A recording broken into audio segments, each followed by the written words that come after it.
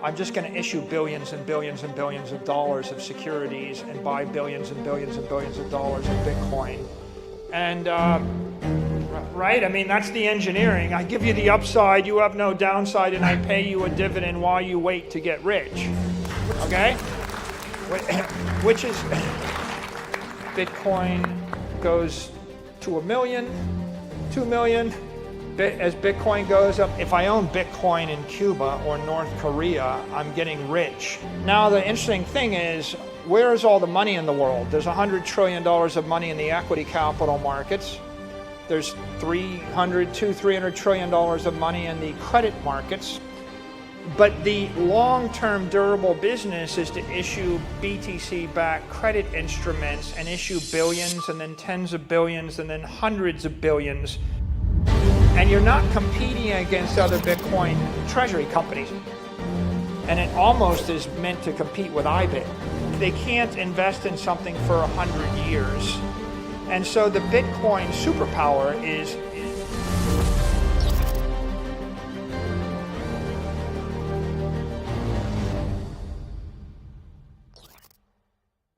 you go first. You will be in the We'll middle. figure it out.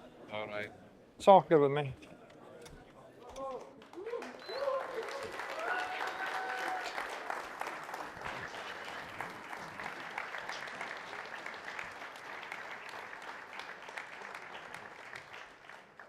All right, thank you everyone. Very happy to be here, very grateful to be with legends, Adam Back, Michael Saylor. I think we can all be grateful to have the privilege to spend time and get all the knowledge of Michael and of Adam all together. But first, I would like to express my deepest gratitude to BTC Prague. I think they have put together an amazing event.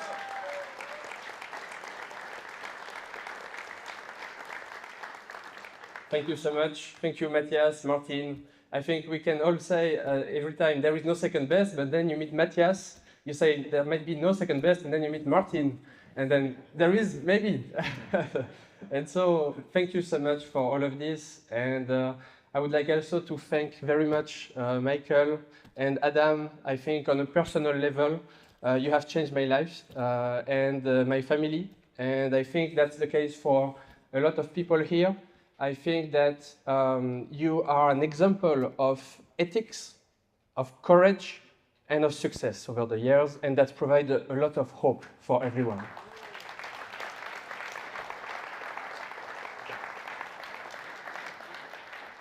Well, I guess everyone agrees, so thank you very much. I guess a key topic here today will be the financialization of Bitcoin, and maybe we will get into how this is also positive for Bitcoin, what are also potentially some risks and trade-offs to always take in mind. But first I would like to start with Michael and to ask, how is it possible that the simplest, the clearer model for business is actually the most effective? I asked just before entering the stage to the community on X, what is the #1 question I should ask? And the question always I get is, what is the next business model for Bitcoin Treasury Company? Well, the business model, you already have it. And so I will leave the floor to Michael to explain how the model is so robust due to its simplicity and how you can achieve amazing results by focusing on executing it as laser eyes focused as possible and to deliver the best results for shareholders. Thanks. You know, I said in Vegas, you know, a corporation is the most effective wealth creation machine that we have yet devised. And if we think about the spread of Bitcoin as a monetary virus and as an idea, the super spreaders, the amplifiers of the virus are corporations. When Bitcoin hits an individual, if Bitcoin arrives, you know, at my proverbial dentist, and the dentist clocks a couple $100,000 a year or whatever, they're buying a few $100,000 of Bitcoin. And, you know, as I said, in the war to determine the future of money, right? It's going to be fought with money, right? right? The future of money is going to be fought with and won with money. So the dentist is, he's generating a few $100,000 or she's generating a few $100,000 a year. And so over 20 years, you're going to buy $4 million of Bitcoin. When the dentist incorporates and becomes a company, the dentist is going to sell $1 million of stock, and they're going to buy $1 million of Bitcoin in a month. And when the company recapitalizes on Bitcoin, then your real opportunity is to any operating company can sell equity or sell credit, issue credit. And public companies are the best. So say you're a public company, the superpower you have as a public company is you can sell equity, you can issue warrants, you can issue bonds, convertible bonds, junk bonds, or preferred stock. And the preferred stock can have any rights. It can look like equity, it can look like convertible equity, it can look like a bond, it can have dividends or not. So when a company adopts the Bitcoin standard, that dentist that becomes a company doesn't buy $1 million of Bitcoin in 5 years, doesn't buy $1 million of Bitcoin in 1 year. The company issues $1 million of equity and buys $1 million of Bitcoin in 1 month. But it's immediately profitable, which means in the next month, the company can issue another $1 million. And so a company may very well start to issue $1 million a month of security, of equity, and then all of a sudden it's bought $10 million of Bitcoin. So now the interesting thing is, where is all the money in the world? There's $100 trillion of money in the equity capital markets. There's $300 trillion of money in the credit markets. All of the equity capital in the world is valued based upon future expectations of fiat cash flows. Every company in Nigeria is valued based upon the expectation of Nigerian cash flows. Every company in Brazil is based on Brazilian cash flows. Every company in the US cash flows. Okay, and we know that the value of that cash is falling, but we also know it's very competitive. So you have a long, heterogeneous, uncertain, like credit risk there, or a equity risk, we'll call it. And then with credit, all of the creditors, they're valued based upon the future expectations of cash flows. I borrow money, I don't have the money, I promise you I'll pay it back, I'm going to get the money over 10 years, right? So the existing markets are based upon these future expectations of business operation. We're valuing real world assets, we're valuing future cash flows, we're valuing equity or opportunities. And the Bitcoin treasury company idea and the most elegant business model is, I have a stack of Bitcoin, $10 million of Bitcoin. I start issuing equity based upon my ability to acquire more Bitcoin. Then I issue credit, fixed credit, convertible credit, some other credit, and then I use it to buy Bitcoin. And of course, the point is, when Metaplanet was a hotel, they might be able to buy $1 million of Bitcoin a year.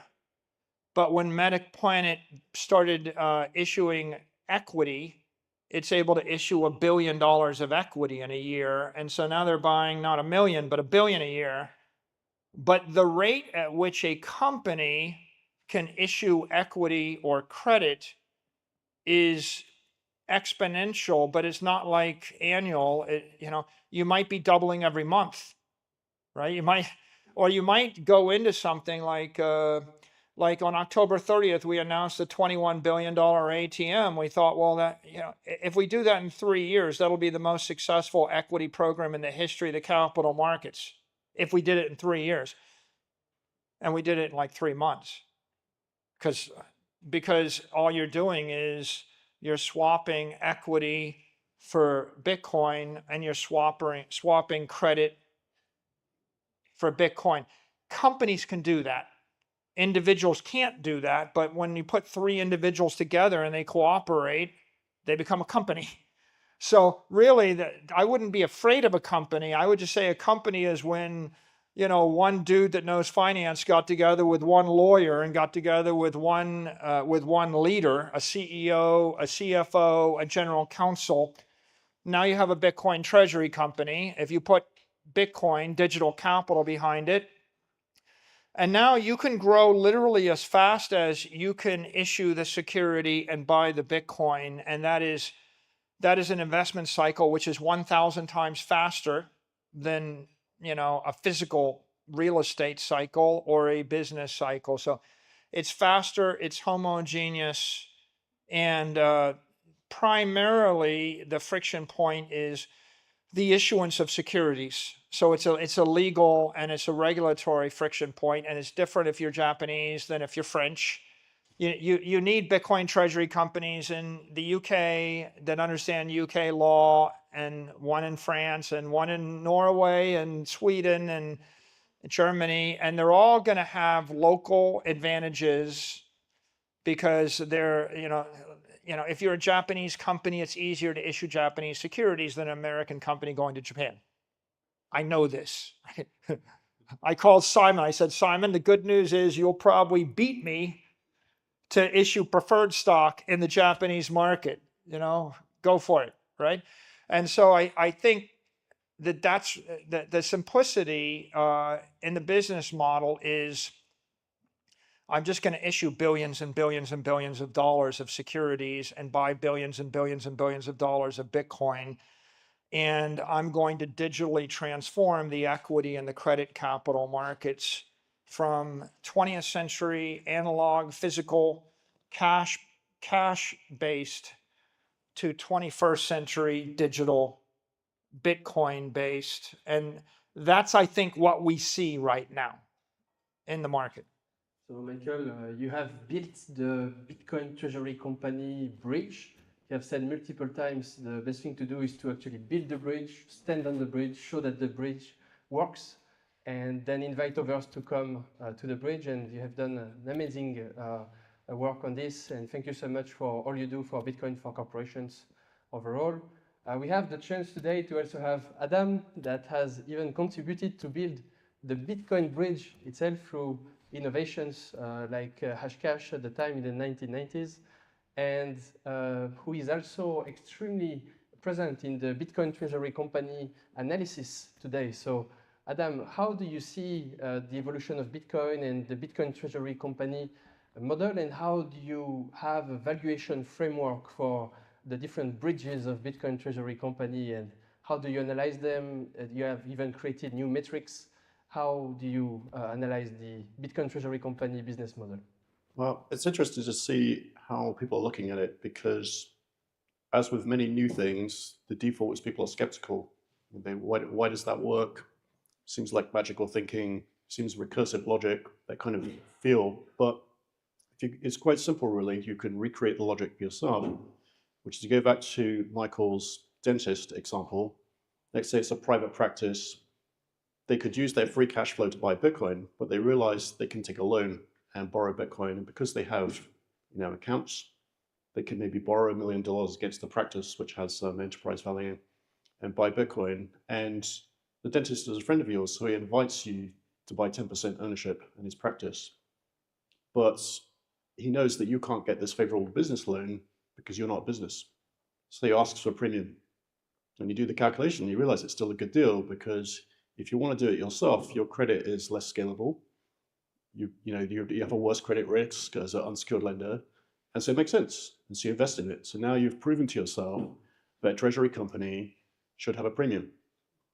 Now, once it's a public company, the market will tell you what the premium should be. And once you have a premium, you can start to use the capital markets tools. So you can sell more shares, issue more shares, and sell more shares. And if you look at it, when there's a positive premium, that will increase the Bitcoin per share, which is the North Star metric that all the treasury companies are looking at, is increasing Bitcoin per share because their shareholders are buying shares. And if they're getting more Bitcoin over time per share, that's growing their position. So the next question people come to, if you get them across those hurdles, is, well, am I overpaying? As the market bid up this premium, or MNAV, the market cap divided by the net asset value of Bitcoin, too far.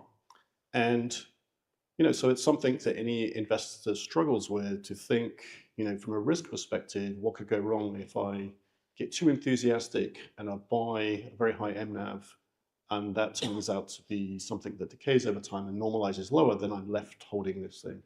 So now I think there's some interesting factors here with treasury companies that reduce that risk. One is that the treasury companies are buying Bitcoin all the time, every month, every day.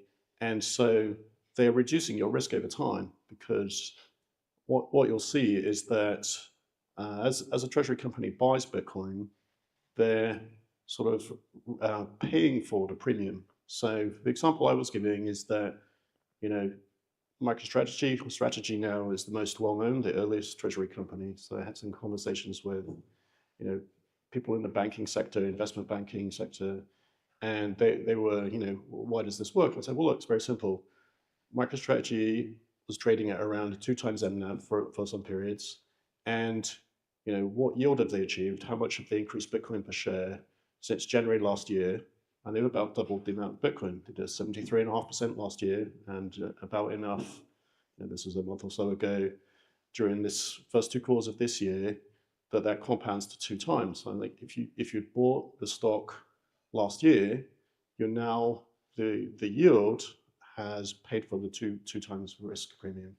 And so that means from here forwards, as they continue to accumulate until Bitcoin is fully saturated, you have no risk, almost no risk, because you've got to the point where you have paid a Bitcoin for each Bitcoin inside the company, and it's still operating, it's still doing its strategy. So that thought process basically lends itself to a new metric, which is how quickly does a given company pay for the premium it has. And so the premiums are different for, due to local market dynamics, due to the market tools they have, whether they're using debt or ATMs, and the MNAV, they end up in a region. And so you can see that, it was a way for me to start to feel comfortable buying Metaplanet at a 5 times premium when I was accustomed. I was relatively early in buying MicroStrategy shares, because I thought that Michael's mission here to, encourage other companies to put their treasury reserves into Bitcoin was a very good cause, and would help companies. And it surprised me, actually, it took so long for other companies to come on board, despite Michael's running a annual conference to show them and give them a playbook. So in any case, the question for me was, well, do I feel comfortable buying Metaplanet at 5? And because it's higher than MicroStrategy had. And the answer became easier what to think about once you thought about, well, how long does it take to pay for that yield? And it's actually, it's varying over time, but at one point it was 5 months. And so then I realized, well, that's actually much lower risk than it appears intuitively, because within the space of 5 months, if they continue, if nothing disrupts their ability to raise capital with the mechanism they're using for that period, then they actually get to the same 1 times MNAV after a 5-month period, and then it's upside after that.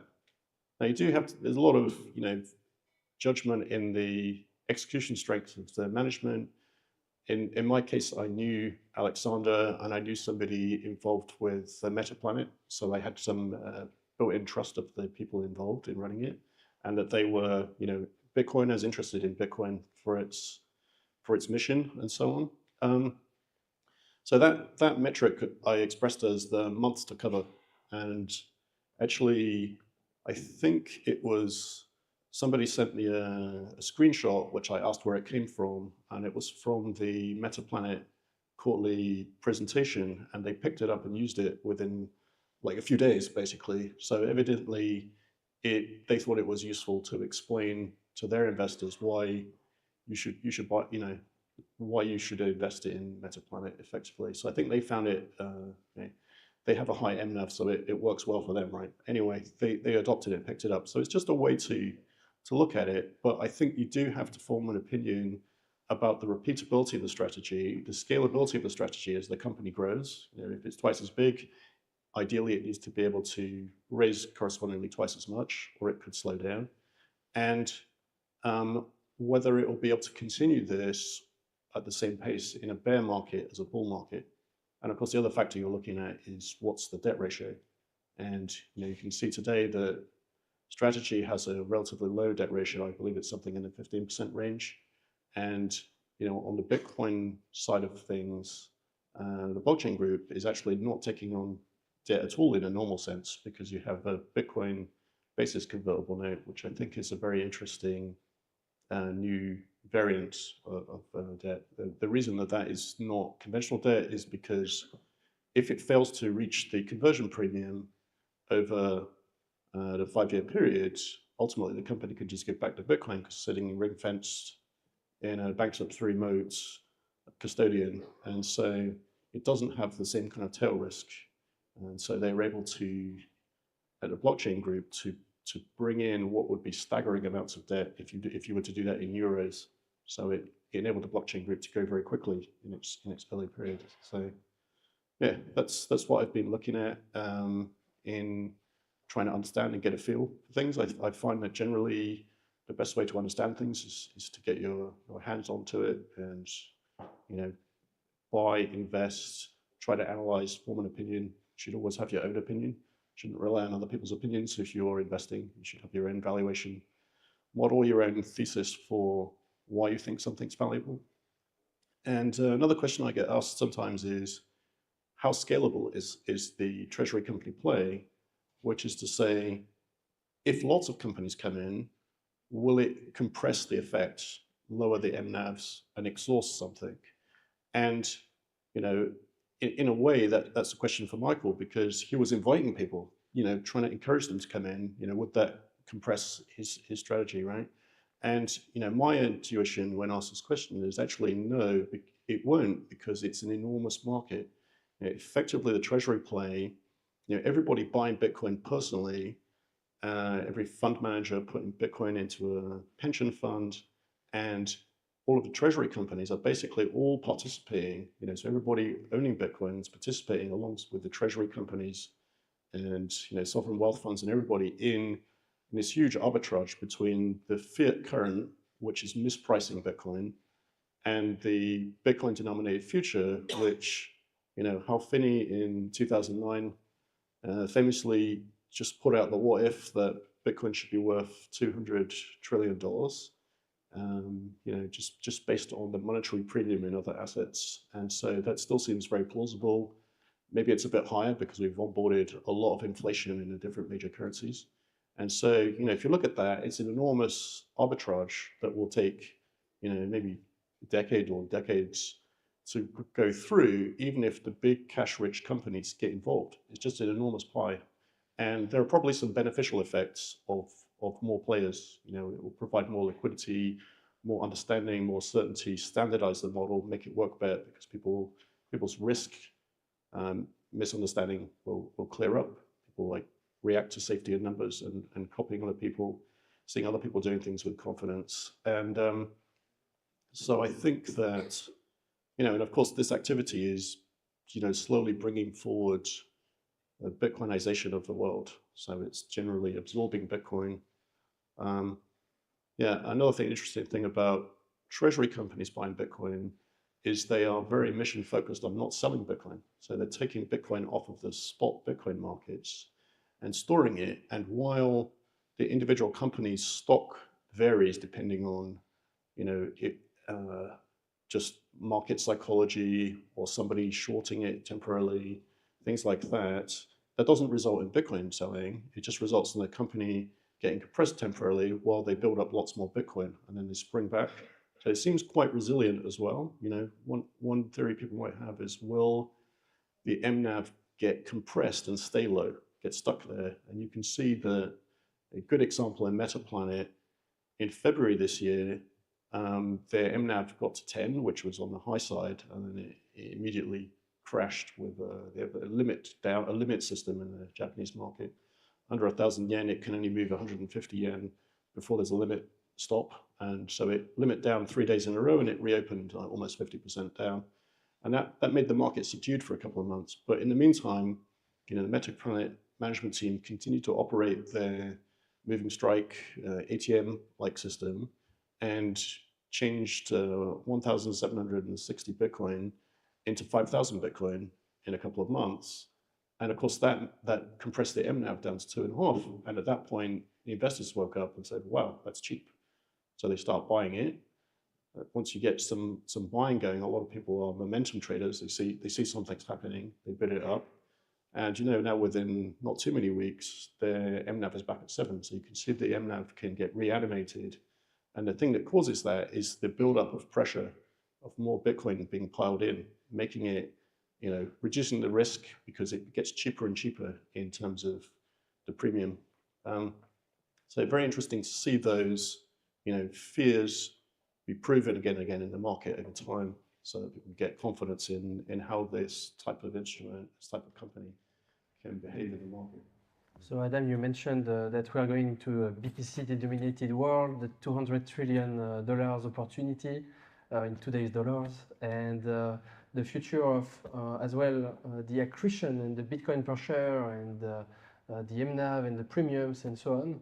Many of these, Michael, you have been pioneering the BTC-denominated capital markets with the KPIs, the BTC KPIs, the BTC yield, the BTC gain, and the torque, and you have been putting together a lot of metrics for the financial industry overall to be able to value Bitcoin treasury companies.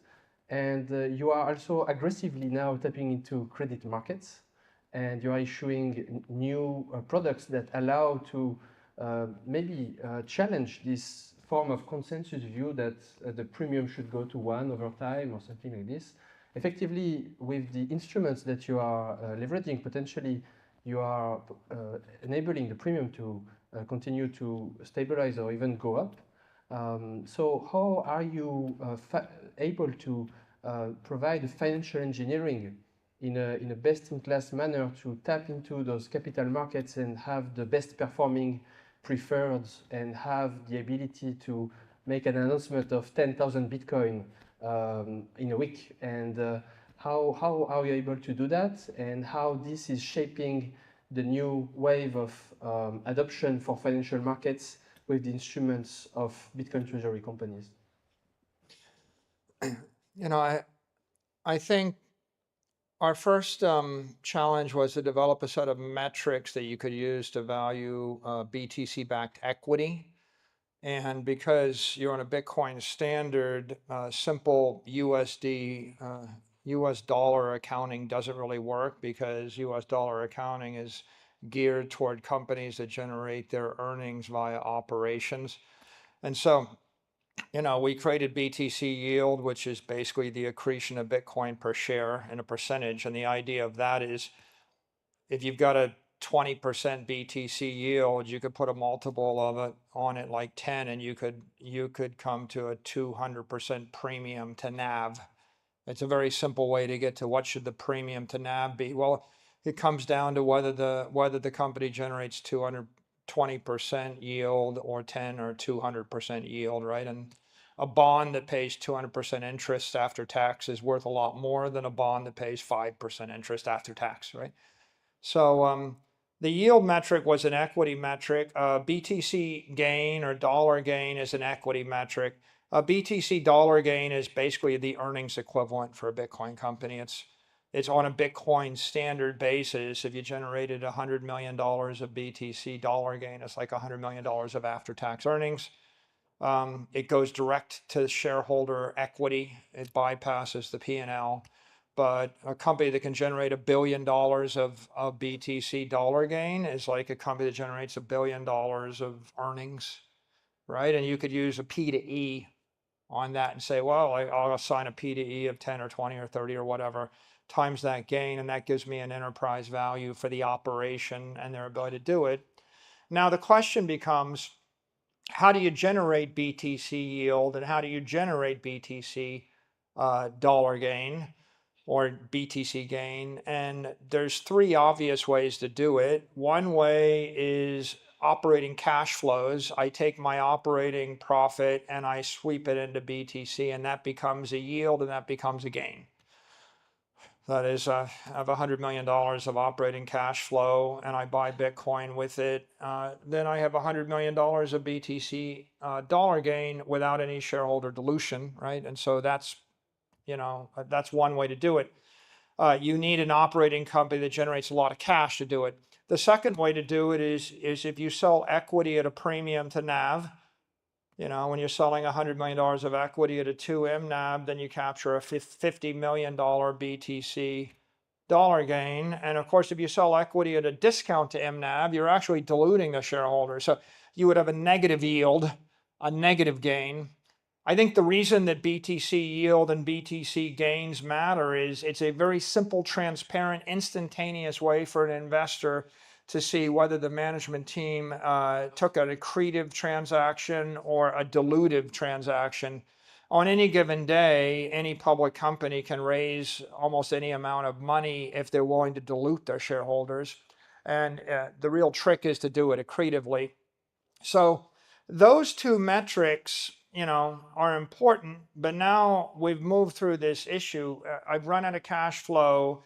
What do you do if the BTC, if the MNAV is 10 or 5 or 8? This is not a complicated question.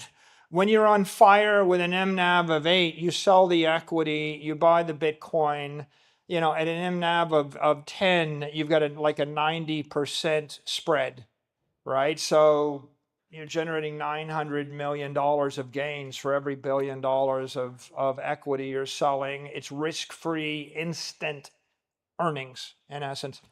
That's not complicated. The question is, what if MNAV goes to 1 or it goes below 1? How do you, what if you don't have any cash flow and MNAV goes to 1, but you have $1 billion of Bitcoin on the balance sheet? Well, if you're a closed-end trust like Grayscale, right, or if you're an ETF, but especially a closed-end trust, you can't do anything, so you'll trade at a discount to MNAV, and that's always the thing people wanted to avoid. The special power that an operating company has is to issue credit instruments, though. And so the way that you actually pull yourself out of a hole if you trade at a discount or you trade down to normal MNAV is you start to sell credit instruments collateralized on the assets of the company. So that takes us to the idea of BTC credit models. If I have $1 billion of Bitcoin, I can sell $100 million of a bond or let's say $100 million of preferred stock that yields 10% dividend yield. It's 10 times over collateralized. So therefore the BTC rating is 10. You can now calculate the risk. The risk would be the risk that your $1 billion of Bitcoin trades to less than 100 million by the time of maturity of the instrument. You can calculate that statistically the same way you calculate Black-Scholes models. You plug in the volatility, you plug in the BTC rating, a risk pops out. And then you can calculate a credit spread, what we call BTC credit. What is the theoretical credit spread above the risk-free rate that you need to offset the risk? And of course, the credit spread, if the BTC rating is 2, is higher than if it's 10. And if Bitcoin volatility is forecast at 50, then the credit spread has to be higher than if the Bitcoin volatility is 30. So if you plug into your model your expectation of Bitcoin return or ARR over a decade, and you plug in your expectation of volatility of Bitcoin, and you plug in the price of Bitcoin, you get a BTC rating. The risk pops out. The BTC credit model pops out. What we have done is used that in order to start to issue Bitcoin-backed credit instruments. Our idea is we want to sell securities into a market that's orthogonal to the equity market and to the Bitcoin market, or an uncorrelated market. So the market for US dollar yield, right, amongst retirees, there are a lot of people that don't know what Bitcoin is, don't know what strategy is, they don't know anything about our business model. But if we offer them, like we offered a preferred stock that yields 10% dividend at par. We offer you 10% dividend yield and a qualified income distribution, a QID or QDI qualified type instrument. If you make less than $48,000 a year, you can buy the instrument and collect 10% dividend yield tax-free in the US. Okay, well, that's interesting. A lot of people want 10%. Now, the issue is it risky? Well, if it's 5x or 10x over collateralized, then it doesn't look that risky if you think Bitcoin is a real thing. So the idea of giving someone extremely low risk but high yield fixed income is a simple idea. I think it's kind of a killer application for Bitcoin as collateral. What we did at Strategy is we created a convertible preferred called Strike, which gives you 40% of the upside of the stock and an 8% dividend at par. And then we created a senior preferred called Strife that gives you 10% at par. That is cumulative. It means the dividends, if you ever miss them, they accumulate and there are penalties. And so it's senior to all the other preferreds. And those two were the two most successful preferred stocks in the century. That is the most liquid, the highest performing. They all traded up 25% when the other preferreds were trading down 5%.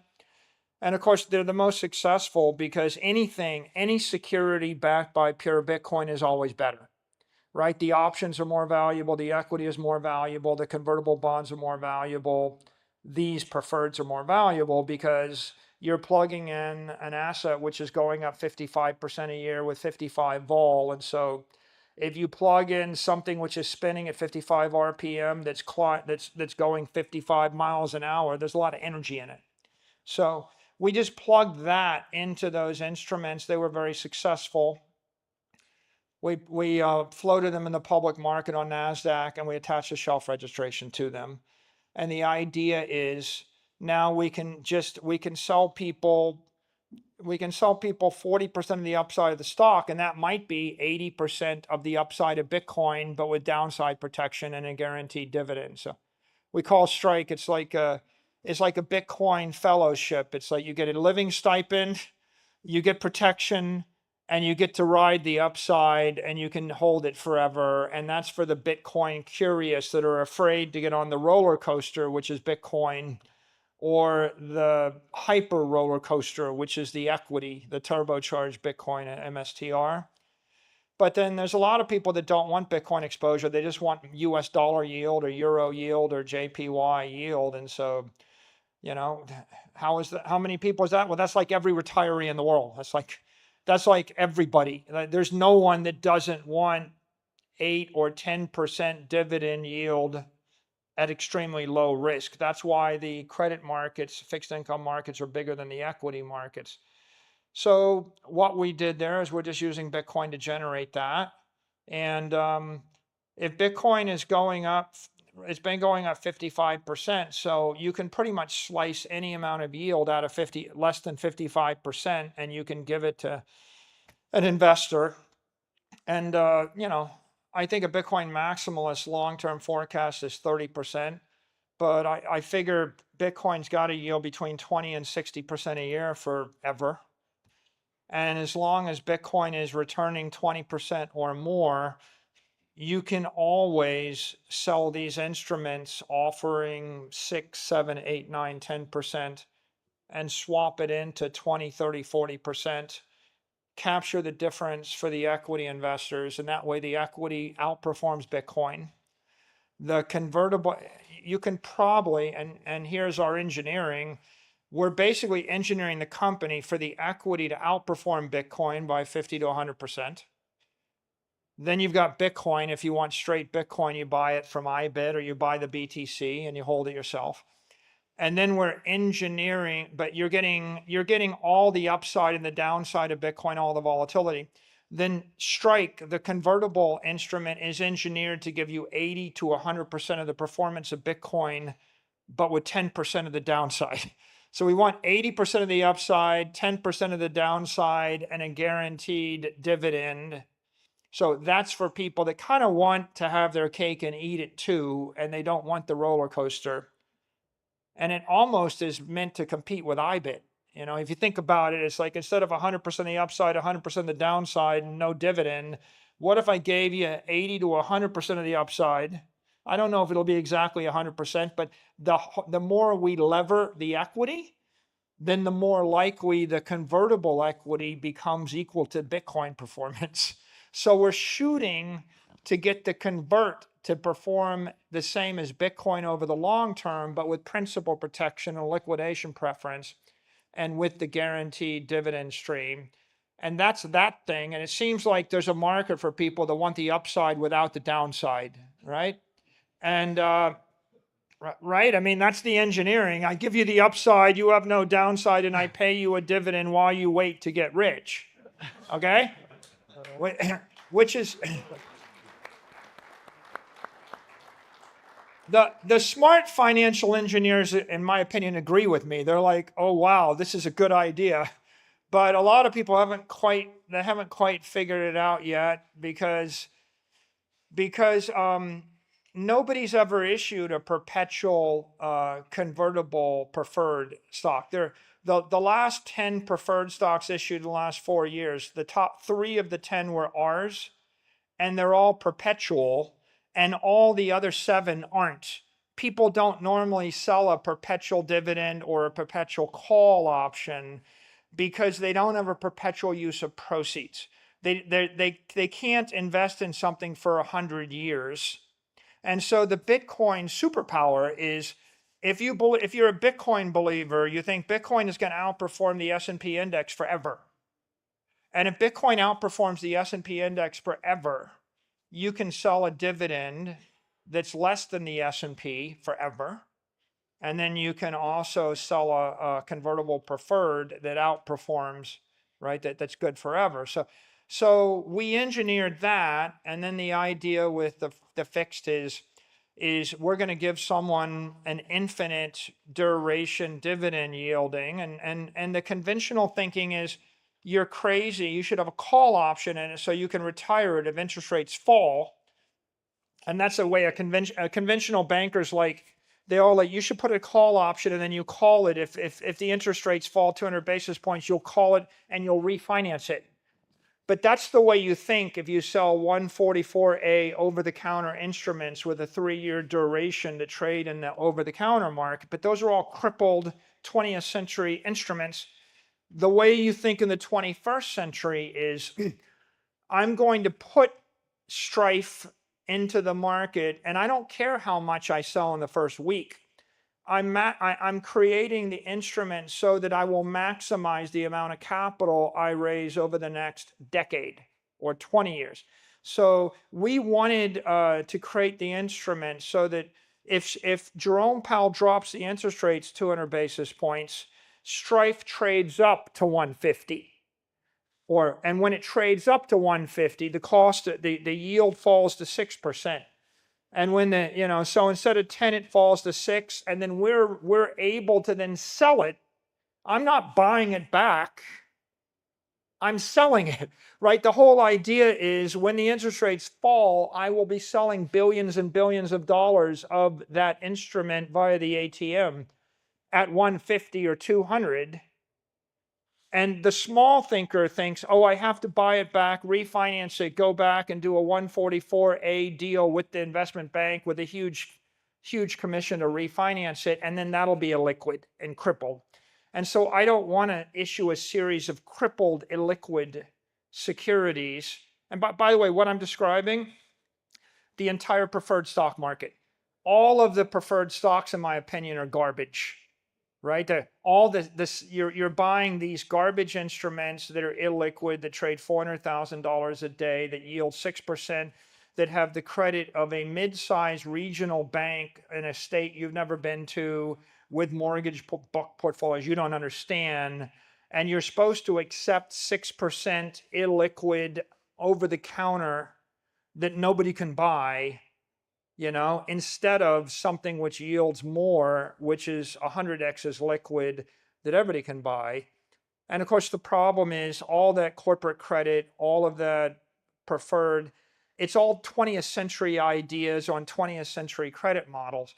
So what we did is we concluded the killer app for a Bitcoin treasury company is to issue credit. Bitcoin, Bitcoin-backed equity, that's the first app. And yeah, you can do that for a while.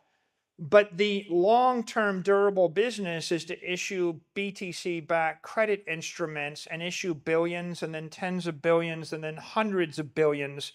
And you're not competing against other Bitcoin treasury companies. You're competing against every junk bond sold by every company with no money, every corporate bond sold by an investment grade company. And guess what? We're more collateralized than the best investment grade companies issuing corporate bonds. We have better collateral. So we're competing against corporate bonds, investment grade bonds, junk bonds, private credit, and then against preferred stock in that market. And the idea is we're just going to sell something that is more creditworthy, less risky, better collateralized, that yields more, that's more liquid, that everybody understands. And ultimately the goal is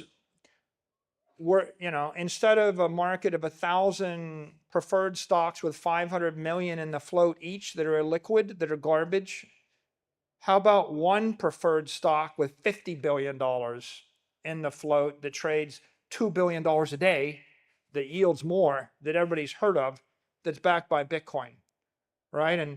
And to do that, you just kind of adopt those metrics. And what I just described, every Bitcoin treasury company can copy. I invite you to copy it. I encourage you to copy it, because just like 20 BTC companies issuing equity legitimizes Bitcoin and Bitcoin equity, 20 companies issuing Bitcoin-backed credit instruments will legitimize Bitcoin-backed credit, will accelerate the digital transformation of all the credit markets and create a stampede of capital out of the 20th century defective, crippled credit instruments into the digital credit instruments of the 21st century. And S&P and Moody's and Fitch, they'll all just start to cover that. Everybody's view of credit risk will evolve. The retirees get 200 basis points more yield on something which is an order of magnitude less risky. Bitcoin goes to 1 million, 2 million. As Bitcoin goes up, the collateral goes up, the markets all evolve. And what I'm describing is the way that I see the digital transformation of the capital markets driven by these BTC companies. Thank you so much, Michael.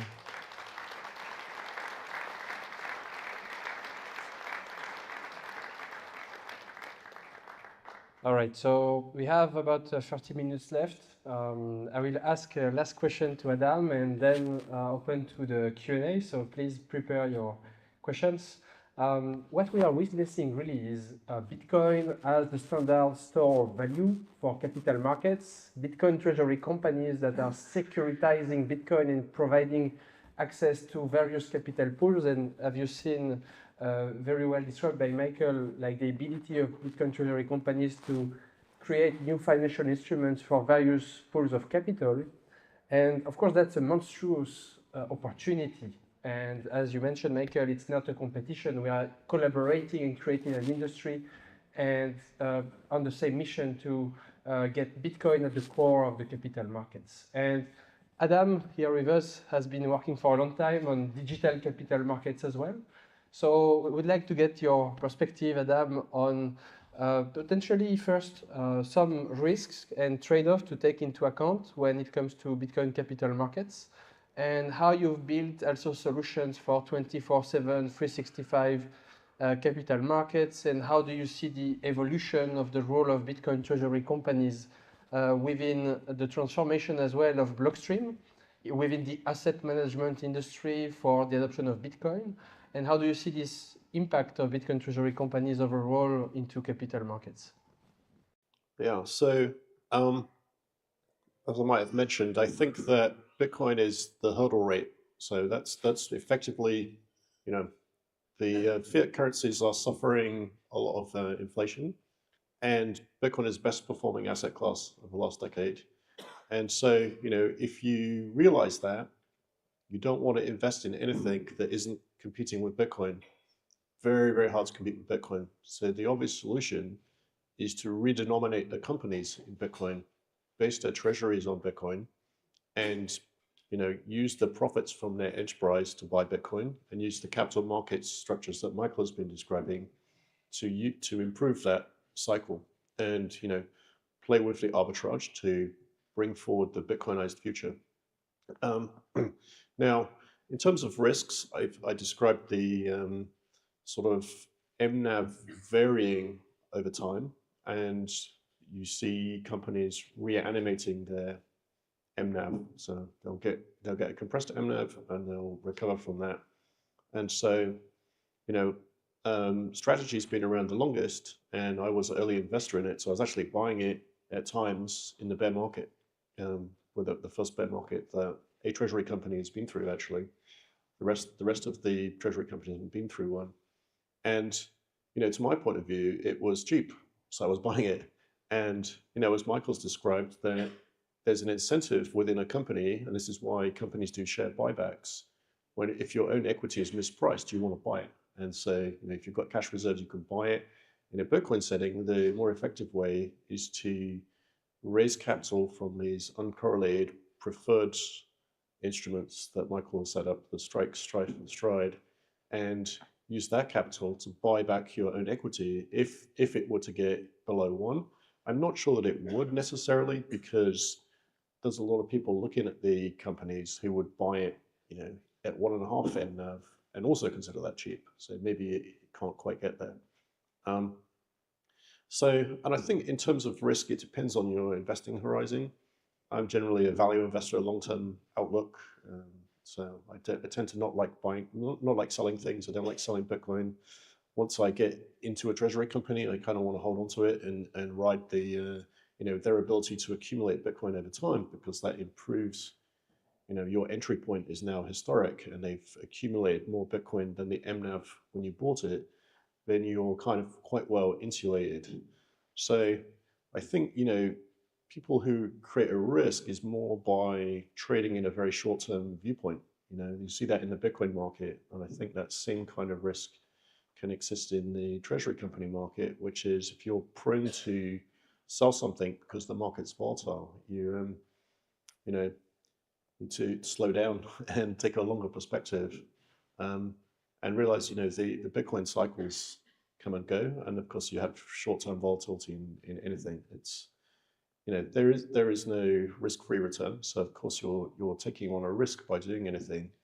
I do find the fact that the treasury companies are accumulating Bitcoin, which is sort of de-risking behind your investment. So if you were to, let's take Metaplanet as an example, and its MNAV is ranging between 5 and 10, there was probably a point in time when it got a bit above that, right? So if you picked it up at 12 and it generally is not going back there, you might think, oh, now I'm stuck. But that's just not really what happens, because after a few months, relative to your entry, they will have accumulated more Bitcoin. So it will become as if you bought it at 10 a few months later, and then over time it kind of decays. So I like the phenomena that it sort of forgives too hot of an entry, makes it a sort of forgiving type of investment.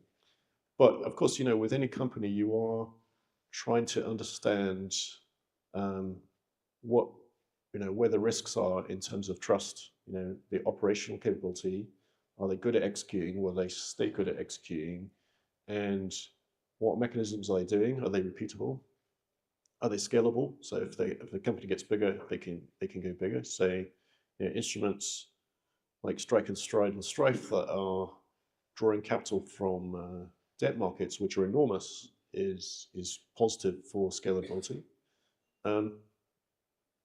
And I think in the Bitcoin markets, there are people who are long-term investors, value investors, who just buy Bitcoin and cold store it, and that's great. But there are also some speculators, and so for people who like speculating, they like volatility. And a treasury company tends to have an amplified volatility compared to the underlying. And it's an interesting trade because part of what creates volatility in the Bitcoin market is that people find themselves all in, or they're at their allocation risk, and so they see a lower price, and they don't have any more capital, so they can't buy it, or they use leverage, which then they can misjudge. So there's a shortage of capital to buy pullbacks in the Bitcoin market, and so what I was finding attractive, apart from supporting the Treasury Company mission, as part of the overall Bitcoin mission to Bitcoinize the world, is that you could trade a strategy company using Bitcoin as the denominator. So you have basically a Bitcoin basis trade. So if you see the strategy company and you think its NAV is cheap compared to its normal range or compared to monster cover, you can buy it with Bitcoin. And when it looks overheated or it's normalized, you could swing it back to Bitcoin. Now, typically, if you try that, you'll realize over time that you probably would have been better off to just leave it in there because they're continuing to accrue Bitcoin and you're playing with market timing. But at least it's Bitcoin denominated, so your fallback is you're in Bitcoin. And also, as a kind of stubborn value investor, I won't typically want to realize a loss, particularly a Bitcoin denominated loss. That's a very upsetting phenomena. So that's where the HODL meme comes from, right? That the guy was extremely drunk, but making a very salient point that if you sell Bitcoin, you are short Bitcoin, and that's very dangerous. I arrived at this conclusion very early in my Bitcoin experience in 2013 or something, that the price of Bitcoin is going up exponentially. Even then, it's kind of fractal, right? So it's doing the same thing again and again and again if you zoom out. And if something is going up exponentially, it has very high volatility. If you were to sell, the odds are stacked against you because it's just inexorably, if you zoom out over time, going up. So you're really taking bad odds to sell and think you'll be lucky and buy back in because the market's moving against you generally. So I never want to sell Bitcoin, and so I think so I think there's a new market evolving here, which is to price treasury companies in Bitcoin. And so at Blockstream, we have some Bitcoin layer 2 technology. We are participants in the Lightning phenomena. We have one of the implementations of Lightning called Core Lightning. I think it was the first one to go live with a real value web store that's still running today. And we have another layer 2 called Liquid, which is a sidechain technically. And with a sidechain, you can introduce new features. So one of the features of the sidechain is you can issue assets on it and use it as a settlement layer or trading layer for limit orders and trustless settlement and execution and simple smart contracts like call options and so on without an intermediary. No, those kind of instruments are typically settled with a back office where you're trusting an intermediary. So you can do this, and there are wallets that support this kind of technology, including some that have trading features in them. So there's one called SideSwap, which has it's by a Swedish company. It has a central order book, but you're able to trade on it, place limit orders on it, while keeping your assets, which could be Bitcoin, MicroStrategy shares, Metaplanet shares, probably soon BG, the blockchain group shares. And what you're actually participating in is a properly licensed, regulated security, even though it's in a blockchain format. So how that particular one is set up, but it could be done in different ways with different legal processes, is the units are Luxembourg securitization vehicles, and you are trading units of this securitization vehicle. And you have to enroll to access that market because rules differ in different countries. And whenever you transact, I could pay for my share of a lunch bill using a few hundreds of the Metaplanet share. And even that small action results in a share registry update in a database. So it's real-time updated, it's regulated, and yet it feels permissionless. You can transfer it. It's a kind of more modern digital share certificate with a bearer-like behavior in the sense that you have the share certificate and you can swap it, you can transfer it, and it's very real time. but it is updating the classical share registration database with a registered owner. And actually, if you lose the keys, you can go and apply to the share registration agent, and they can, lock the previous one for transfer and replace the certificate. So anyway, with that market, you have on a side swap order book actually Bitcoin denominated pricing for a few treasury companies and more over time. Now that provides two advantages. One is if you are doing this kind of trading, you are typically going to sell a Bitcoin ETP or ETF to dollars or euros, and then you can use the dollars or euros to buy, AltBG, the blockchain group, or MetaPlanet, and then do the reverse. So you're taking two trades every time, and these prices are moving. So it's you can slip quite a lot with that. So it's inefficient, and also the markets are not 24/7. So if you live in Europe and you try to trade MetaPlanet, the market opens at 2 a.m. for your perspective. It's not good timing.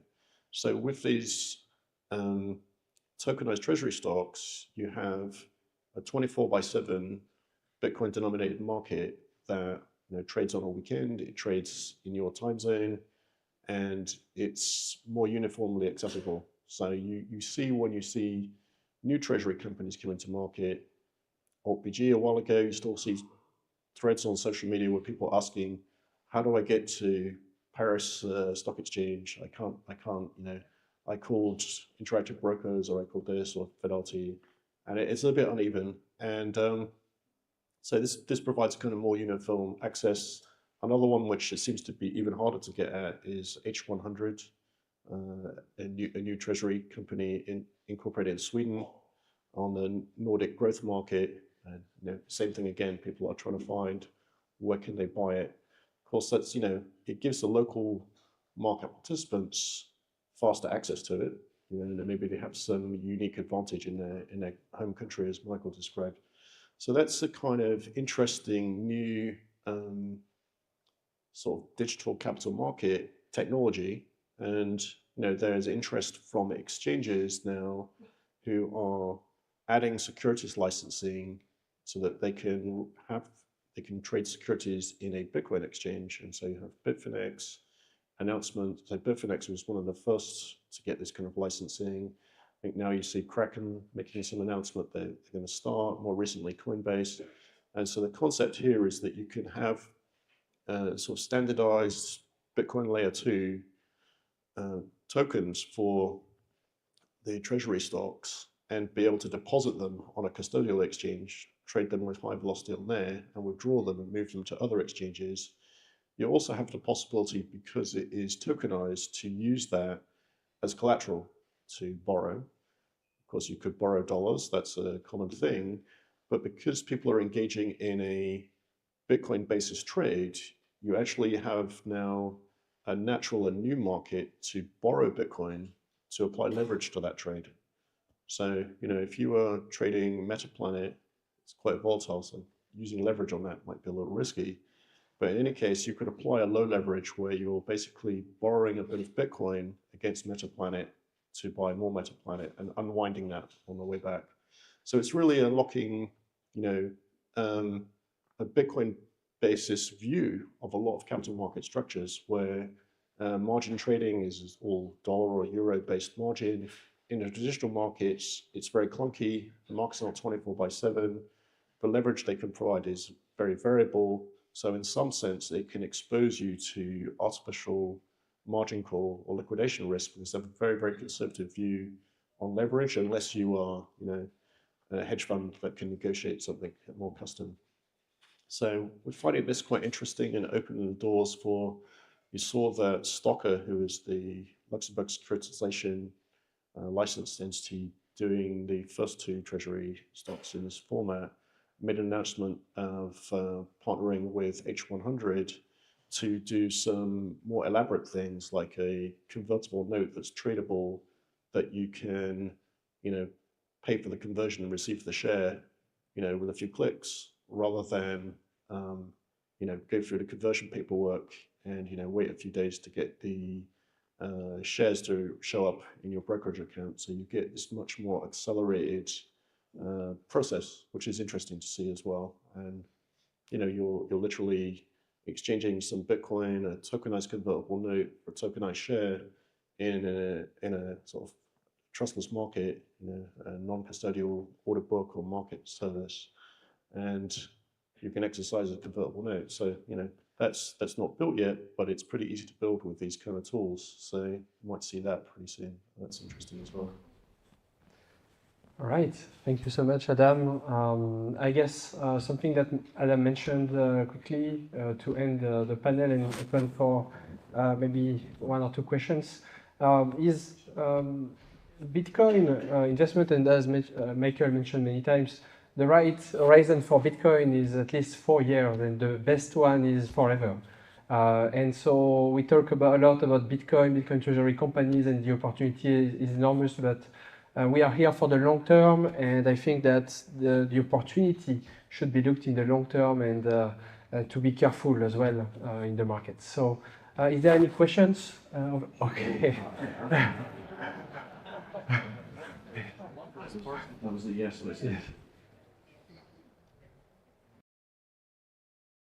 Thank you very much. This is Nia from the blockchain group and BTC Treasury and the X community. And my question goes to Adam and also Alexander, if you feel like commenting. So the blockchain group is the first and only, as far as I know, and as of today, company using and issuing BTC-denominated convertible bonds. And what I notice is that people who first hear this kind of struggle to wrap their head around that. So my question is, what are actually the incentives on both sides for the company issuing the bond and also for the bond subscribers? Why, for example, a whale should decide to use their Bitcoin that way in comparison to other alternatives available?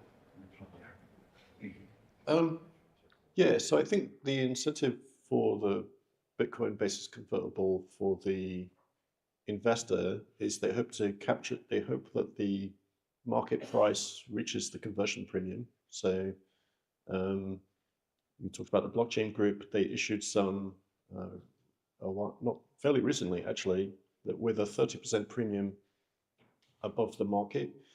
That was the price you pay because there was an embedded option which commanded the conversion premium. And then so that's the purchase price of the convertible, and then there's another 30% above, which was the conversion premium.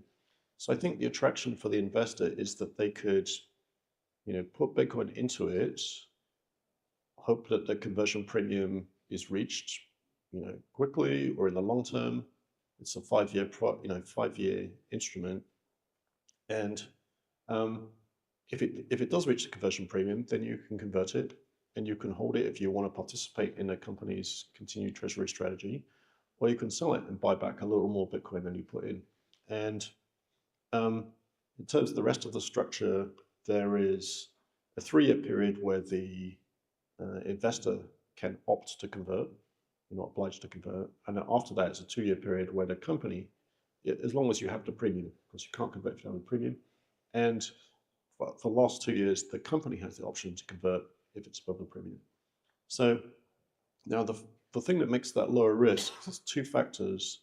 One is the debt ratio is kind of 0 because if it doesn't convert, the risk point is at maturity. If it doesn't convert, the company has to give the money back. And if the money was euros and the Bitcoin price was low, they won't have to raise money in the markets, or maybe they'd do something dilutive to come up with the money or refinance it or something, right? So lots of tools, but nevertheless, with Bitcoin, that kind of tail risk, most Bitcoiners think that Bitcoin will be a lot higher in 5 years, so they're not too focused on that anyway. But that tail risk, if it's Bitcoin and they have the Bitcoin independent custodian, in that tail risk situation, they can just simply transfer the Bitcoin back and cancel it, right? So it's a kind of money back kind of feel. So people like money back kind of feels, right?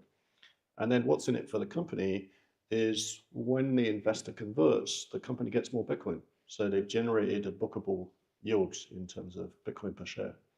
And in fact, the blockchain group, first instance of this had an embedded option to participate in a second bond, second convertible note, with a 30% higher price and another 30% higher conversion premium, and 1.5 times the money that you invested in the first one, you had a pro rata right to. And because it happened relatively quickly, it was, you know, a curious experience, right? Which is that you invested a certain amount of money to your allocation preference, and now suddenly you have to find 150% more money, but it's in the money, so you're gonna want to do it, right? So that kind of pulled forward a lot of demand and helped, I think, ultimately helped the blockchain group have this very rapid growth. And I think the other thing is that because of the sort of being Bitcoin related debt, that they had a very high nominal yield at the beginning because they had 40 Bitcoins from private placement money in November 2024. And then they raised 580 Bitcoin using this Bitcoin basis note without an embedded option. And so if that was a Euro debt, it would be an enormously leveraged position. But because it was a Bitcoin debt, that felt like a relatively safe thing to do. So they're able to book a very rapid rate. So please correct me if I got some details wrong. Yeah, I think maybe a You question lost for your Michael. microphone. You should go get it. Yeah. Yes. Or just go walk through the audience and ask them questions. Yes, question for Michael. So thanks first of all for being live for making Does the he have industry another people mic? companies. Yeah, so my question is, at least in my view, there is some kind of issue that financial engineering on top of Bitcoin grows, but at the same time we see more and more centralization on the, let's say, technical side of things. I would like to ask if you see this concern and what can be, I don't know, social, economic, or maybe financial ways to fight it. What I mean is like centralization of pools, an amount of nodes that are getting lower and things like that. Like, do you see it as a threat? And if yes, what do you think we could do to fight it? I don't think it's a threat. I think the network is decentralizing, and I'm not concerned about the pools. I think that the Bitcoin mining network is decentralizing everywhere in the world. It's far more decentralized today than it was during the China lockdowns when China shut down their Bitcoin mining. And when China was mining half of it, that was sort of centralized. And then it migrated to the U.S. And in the past year or two, it's migrating out of the U.S. and spreading everywhere in the world. And at the end of the day, I don't think the pools have that much power. I think that the power rests with the economic actors. It rests with the economic nodes. It rests with political actors. It rests with the Bitcoin miners. It rests with a bunch of tech providers. There's a lot more parties that are engaged in consensus today than there were 5 years ago. And I think the mining pools are much weaker and, again, largely irrelevant. Any mining pool that wanted to drive any particular policy could be fairly quickly overridden by all the other economic actors or technical actors in the space right now. So I actually think Bitcoin is at its most robust it's ever been, in my opinion. And so I think we're good. There's going to be people concerned about everything under the sun all the time, and I think that's healthy. It's healthy that everyone's worried about this protocol change or Bitcoin Core or this mining pool. That's a healthy degree of skepticism, but I wouldn't interpret that healthy immune response for the network being weaker today. The network is far stronger today than at any point that I can remember or point to.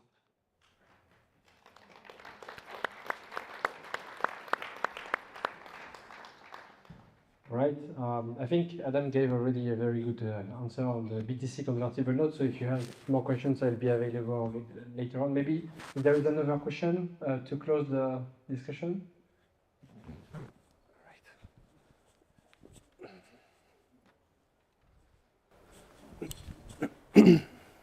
Hello, so I prepared it because my English is not so good. So we've discovered that there is a global trust law fraud connected to legal names worldwide, affecting even all KYC processes on the exchanges. And my friend Rico, he has a little gift for you about this. And my question is, you often suggest also before in the talk that you are using company structures to protect yourself. Is it also connected to the names? But what happens if large private or institutional actors continue operating directly under their personal names?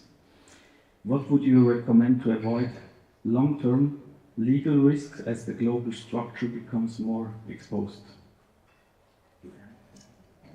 I'm not sure I understand the question. Can you say it again?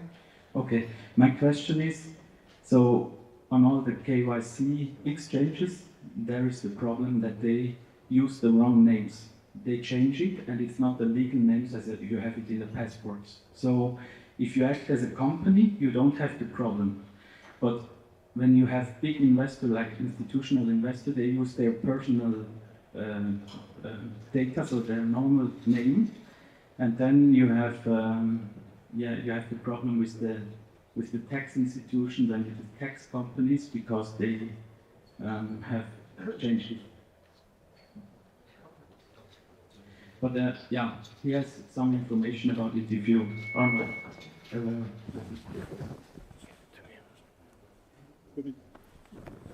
Anyway, yeah. I think that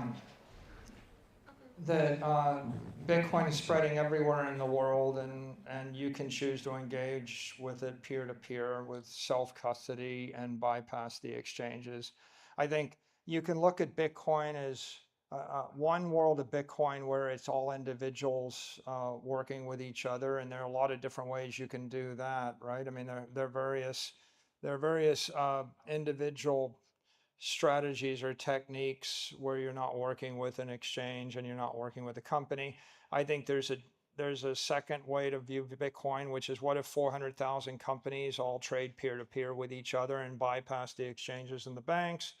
I think there's a third way to view it, which is what happens if 50,000 banks start to hold it and trade with each other peer-to-peer. I think there's a certain way that people are dealing with crypto exchanges today, but that's dynamically evolving. I think that as the digital assets environment becomes more flexible, I think you'll see an explosion of innovation. And the innovation is taking place at the country level and it's taking place at the individual level. And whatever is the status quo today probably won't be the same in 5 years. And there'll be some countries that will err on the side of more liberty and freedom and privacy. And they will develop very good technologies, and those will probably spread everywhere else in the world. And there'll be other countries that err on the side of KYC and censorship and not privacy. And I think it's not a Bitcoin problem. It's a nation state or citizenship problem. If you find yourself in a particularly hostile nation state where they deprive you of your privacy or your economic liberties, then of course the answer is you're either going to use technology that came from another place, like VPNs and firewalls and the like, or you're going to move. But I think Bitcoin, because it's global, is it's allowing every nation, every actor everywhere in the world to develop technology for layer 2, layer 3, layer 4 protocols as fast as they can. There are things that are being done in countries that you don't live in that would be illegal in your country or not culturally acceptable. And you will probably, as a Bitcoin holder, you're the beneficiary of someone doing something in another place that might, if I own Bitcoin in Cuba or North Korea, I'm getting rich, even though it's illegal to own Bitcoin in Korea and Cuba. And likewise, a lot of good technology will flow from the U.S. into countries that wouldn't allow it, and there'll be technology that flows from other countries into Europe where it may not be allowable. And I think that's dynamic equilibrium. There's no one answer except for the fact that it's pretty clear that if you're looking for the best answer is going to be a decentralized network like Bitcoin, and then decentralized layer 2 protocols like Lightning, and they are most likely to provide the most sovereign resistance and sound money properties that you could get. There's no second best idea. So a friend of mine says, things aren't necessarily perfect here. That's why we call it Earth and not heaven. And I would say with regard to this, there's always going to be imperfections in people's implementations of Bitcoin. That's why it's Earth, it's not heaven. But the second best idea is much, much worse than that. And what Bitcoin gives us is it gives us hope that if you are stuck in a place where you have an imperfect capability or imperfect execution, somebody somewhere else in the world is probably working on something better. And once they roll it out, it will start to either directly or indirectly improve your condition as a network participant. And so I take that incremental approach, and I don't get demoralized or depressed if I see there's a suboptimal thing. If there's some exchange or some wallet that did something I didn't like, I just accept the fact that we move forward, sometimes imperfectly, 2 steps forward, 1 step back. And that's all human progress takes place. And if you're too much of an idealist and you demand that everything be perfect everywhere at all the time, throughout the journey, you never get started on the journey, and you'll never get to a better place. And I think we're moving to a pretty good place right now. And on the margin, you have $2 trillion of economic energy in the network today that is imperfectly distributed to some actors. But 10 years ago, you had a few $1 billion of economic energy in the network. And it's not like the network was more functional then or all the applications were better. So I think we're better off today. And now that everybody sees the excitement, you're about to see the best and brightest minds everywhere in the world start to spend orders of magnitude more money on programming and innovation and layer 2s and layer 3s in order to cure all the problems that you identify. And I agree there's lots of problems in the world.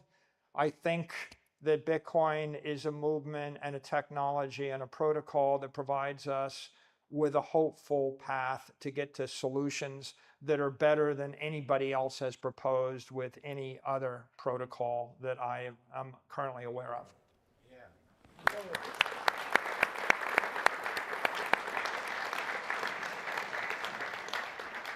Right. Well, thank you very much all. Before closing, I'd like to say we organized at 1:30 p.m. shareholder meeting of the blockchain group. So if you'd like to learn more about the BTC convertible note and so on, we'll be with Adam Back and Tobam and Luc Chachanron. So please come by, and please give a last round of applause for Michael Saylor and Adam Back. Thank you.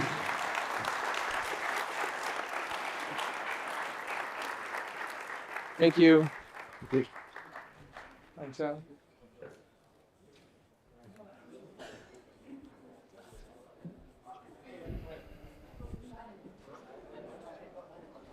Right. Yes. Thank you. That's not mine, sorry.